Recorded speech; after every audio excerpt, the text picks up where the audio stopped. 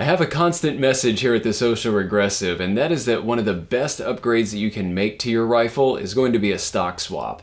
We have a lot of excellent hardware out there nowadays. We have rifles like the Ruger American and the Savage 12 FV, and both of these include excellent ways to attach barrels. They have really good actions, great triggers, very crisp, and overall they tend to be very accurate.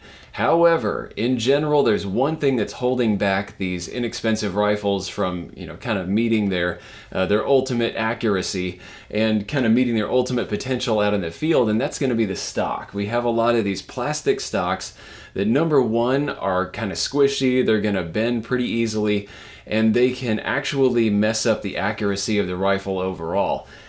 A lot of the new ones are doing a lot better. It used to be pretty bad, like here on this Stevens 200, the original stock that came on this, I could shoot half MOA with this rifle, and then suddenly if I kind of move things a little bit on the bipod, it would open up to 6 MOA, no joke, or even greater. It would start just throwing bullets all over the place. And a more rigid stock is certainly going to help a lot of that. And another thing to think about is just how much it's going to help you. Maybe the accuracy between the two builds, if you do a stock swap, maybe you don't see an accuracy difference. But one of the things that you will definitely notice is a change in the balance.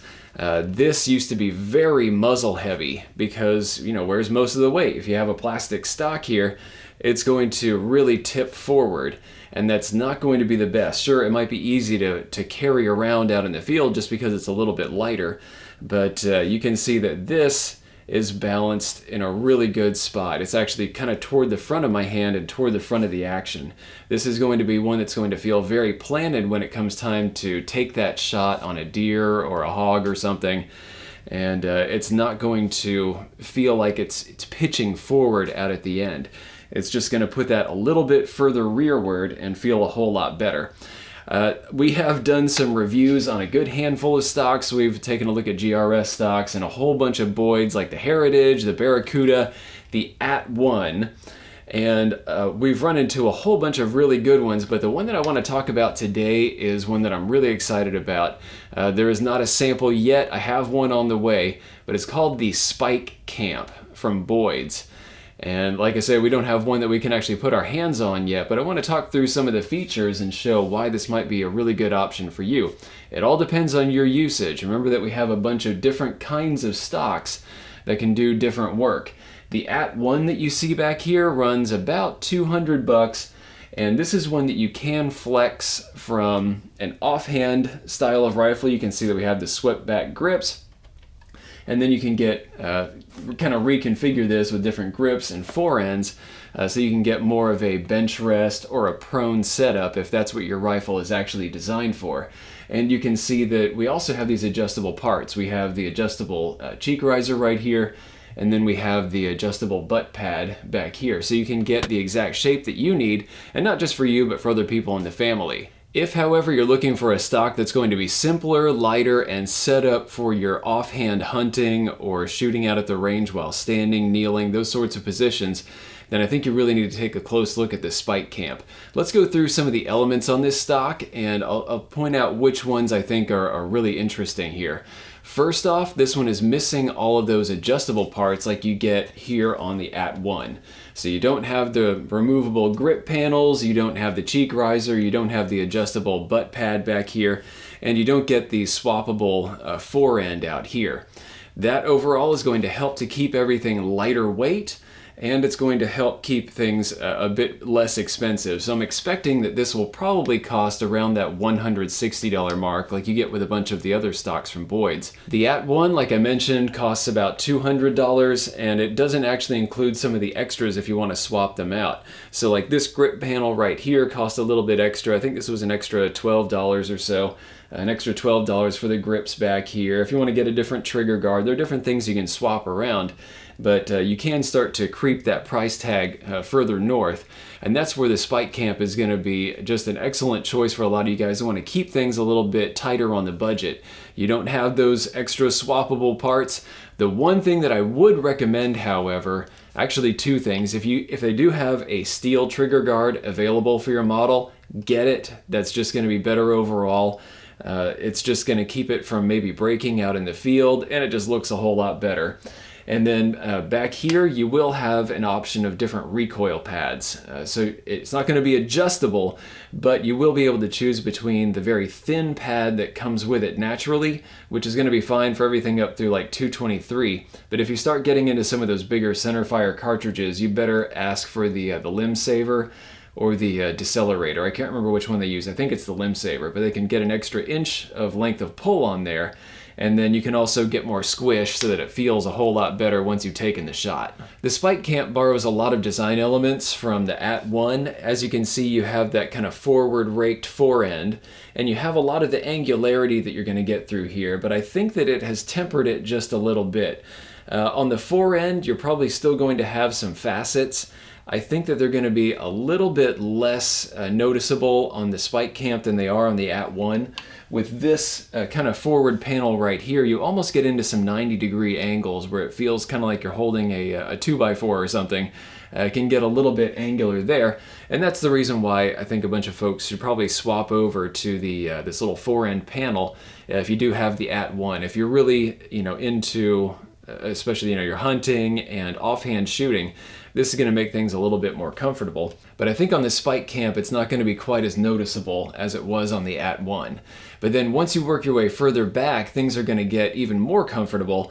The grip that you see on there, it kind of lies back like a hunter grip. It's just slightly more vertical than your average hunter grip, like the @1 here. They're probably going to be very similar. But one of the things that I just love about a Thumbhole stock is that it's just going to really fit inside the hand very neatly. There's a lot of us conforming ourselves to fit the rifle with some of these traditional hunter style stocks. They're not actually all that comfortable, and a Thumbhole can really fix that. You get a grip that feels a lot like you're holding a pistol.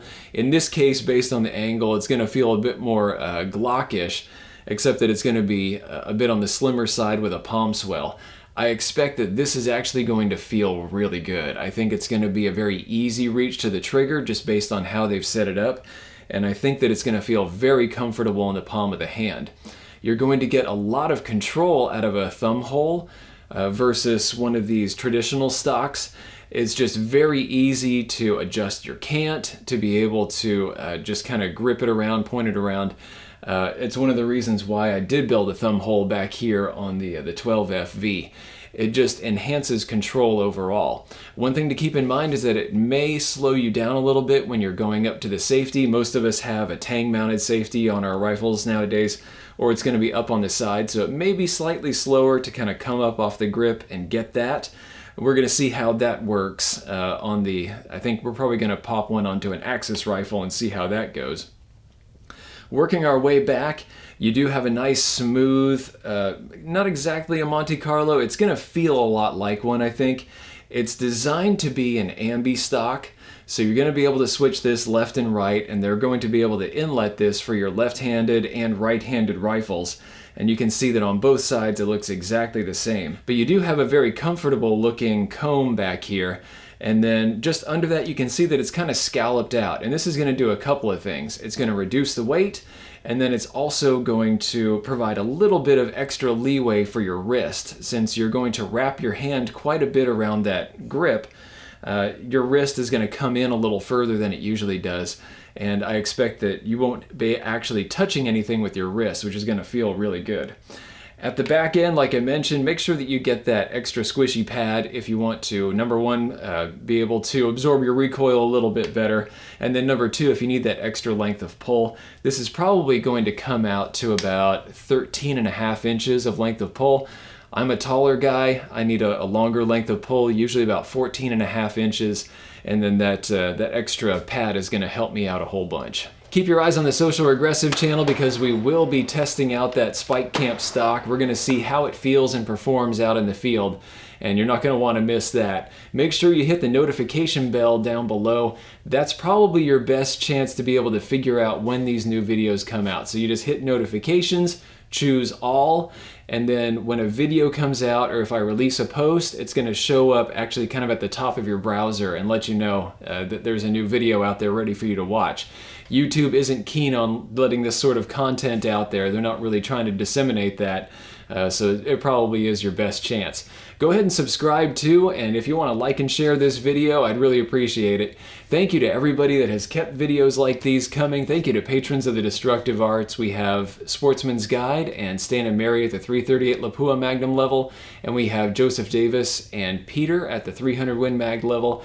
It's folks like you and everybody else that's chipping in $1 or $2 a month that can keep reviews like these coming. You guys are buying ammunition, ballistics, gel. We have some really cool tests coming up on that actually, and make sure that you keep your eyes out for that.